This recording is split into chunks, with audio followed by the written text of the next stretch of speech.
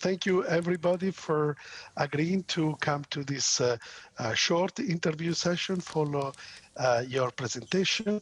I would like to start with Leonore Wigger, and I would like to know if you have been able to find evidence that pathways altered in the transcriptome of islets from type 2 diabetic living donors were indeed also altered based on the result of the transcriptome of the proteomic analysis. Yes, this indeed was one of the very nice findings from the transcriptomics and proteomics analysis, that when we did proteomics, some of the similar pathways came up. In particular, we found that mitochondria-related pathways were showing up in both analyses. Okay, and the other question was related to the OPLS analysis that you carried out. I understand that this is novel. If you can maybe explain a little bit, but briefly, what is it about, and yeah, the opportunities that this may provide. So as I said in my talk, the global idea of this analysis was to relate a number of features such as lipids and gene expression modules to one clinical trait, which was HbA1c, in the one that I presented.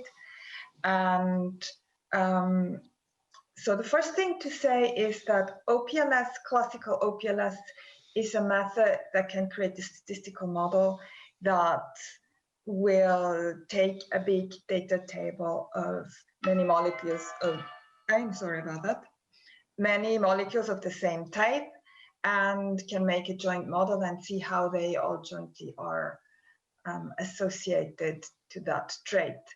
Now, the consensus OPLS that we used is a further method development of that. It cannot take just one data table with one type of omics, but it can take more than one table with omics that come from many different sources. So the example that I showed, we had gene co-expression modules, and we had two different types of lipidomics analysis that came from completely different platforms. And with this method, they can all be put into the same statistical model. And even if the data tables are of very different sizes, let's say we have maybe many lipids in one table and only a few lipids in another data table, they all can get some weight and all can get visible in this joint model. And what they showed is which of these features, which of these gene expression modules, which of these lipids together are the most important in explaining the variability in HbA1c. Thank you, Leonore. Thank you very much. I would like to move to Emanuele Bosi. To you, I would like to ask you, how do you think about criticism that has been raised about analysis of single cells by next generation sequencing? I'm referring to what has been reported recently by Dr. Mark Huizing, and whether you think or not may have had an impact on your analysis. Hi. Yes, I had the luck of watching the interesting talk by Dr. Huizing, and reading also the paper in which that the criticism of single cell platforms have been raised. And indeed, one of the major issues of the single cell with respect to bulk RNA is that you have very low coverage, and you may experience the dropout of some genes or unequal coverage of some genes. But I think that these are stochastic effects that can be modeled when you have a higher sample number, or you look somehow at similar sets.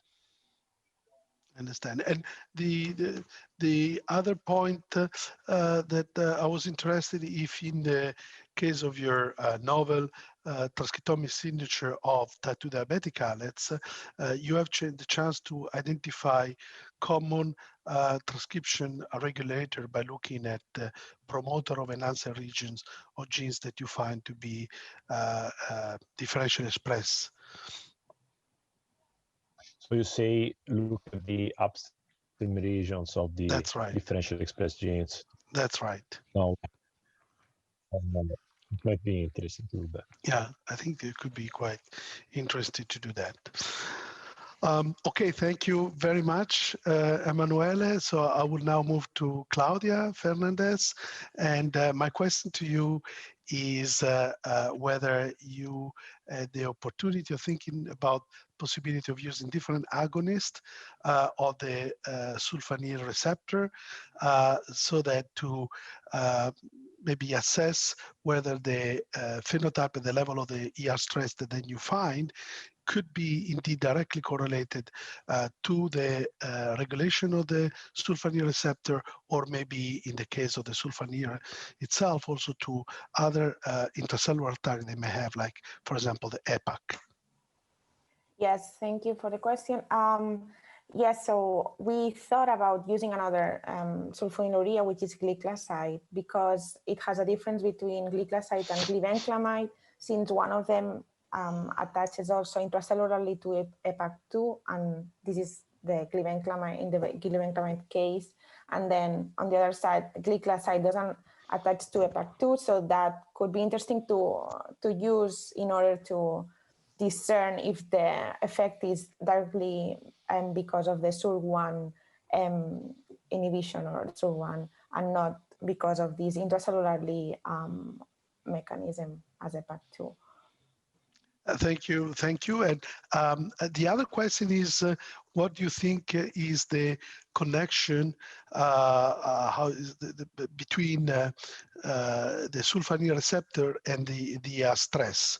It's a question that was asked to you also at the end of your talk. Maybe if you can elaborate in few words more, what do you think is happening? Yeah, this is still a hypothesis because we haven't been able to try it yet. But yeah, we think that obviously this overstimulation of insulin secretion due to this inhibition of the KATP channel by sulfonylureas, this has an increase on the ER in order to translate all these proteins. And obviously, since this overstimulation is a chronic stimulation, this will end up with misfolded or incorrect proteins in the ER, leading to this dysregulation of the ER. But we still have to check on that, and let's see what we find after. Yeah. Very good, very good.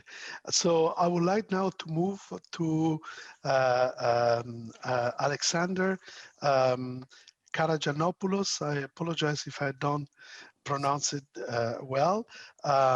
So you show the impact of glucocorticoid treatment on human islets, and I was wondering whether you had the chance to also expose them simultaneously to a inhibitor, an antagonist of the insulin receptor, like the S961, to mimic also what could happen in vivo, meaning the exposure of these islets not only to the glucocorticoid molecule directly, but also to the insulin resistance that they elicit in also in other tissues.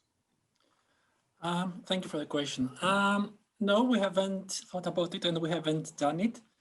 But it would be, of course, would be interesting. But I think that the effect of this systemic insulin resistance, I'm not familiar with this antagonist, of course, so I don't know how well it can simulate the real insulin resistance phenotype. Although I think that it's a systemic thing, so you can really simulate it, but it will be a good approach, I think, and we may consider it in the future. And the other question is whether you are planning to maybe extend some of this analysis in animal model, for example, a mouse was planted with human islets. If you could identify, even in this setting, upon treatment with a glucocorticoid, similar alteration that you find in vitro upon the exposure of the human islets to the glucocorticoids. It would be a very good idea, although these models are, we're not so familiar in working with these models, so they're not easily available to us. But it would be a better alternative than this, the alternative we have now of working with human beta cell lines that are not exactly the same as the human beta cells. It would be a good idea. Okay, so due to time restriction, I think we will have to conclude here unless you have a question, urgent question for each other. But if not, I want to thank you for coming to this interview. I wish you a good end of this meeting. As you would know, will remain available, so you might have the opportunity to still look at and listen everything that you might have missed, and hopefully still continue also receiving feedback from others who might be listening to you in the upcoming days. Thank you again, and stay well. Thank you. Bye. Thank you. Yeah.